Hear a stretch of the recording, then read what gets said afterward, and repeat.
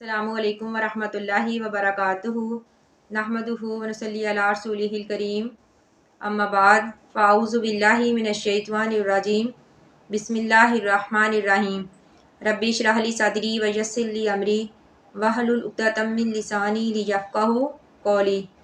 ہمارے پیارے رسول اکرم صلی اللہ علیہ وآلہ وسلم فرماتے ہیں کہ جو انسان کسی غم اور فکر میں مبتلا ہو جائے اسے چاہیے کہ وہ یہ دعا پڑھ لیا کرے تو انشاءاللہ اللہ کے حکم سے اس کے تمام رنج و غم جاتے رہیں گے اور اللہ تعالیٰ اسے ایک بہت بڑی خوشی سے نوازیں گے۔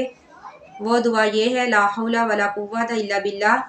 آپ نے فرمایا یہ دعا 99 بیماریوں کی دوا ہے اور ان میں سب سے ہلکی بیماری رنج و غم ہے۔ اللہ تعالیٰ سے دعا ہے کہ اللہ تعالیٰ ہماری تمام مشکلوں کو حل فرما کر ہمارے لیے آسانیاں پیدا فرمائے، آمین۔ آخر دعوانا ان الحمد للہ رب العالمین۔ السلام علیکم ورحمۃ اللہ وبرکاتہ۔